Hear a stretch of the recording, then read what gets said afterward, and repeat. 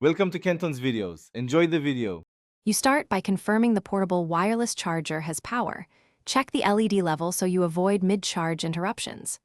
Once done, remove thick cases or metal plates from your phone because they block wireless transfer.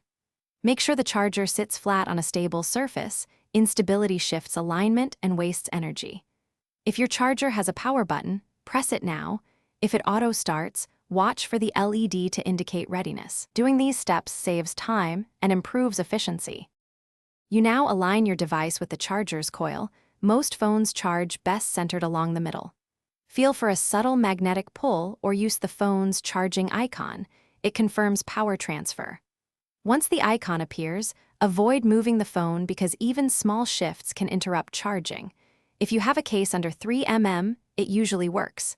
Thicker cases may need removal. Make sure to use the supplied cable and power adapter.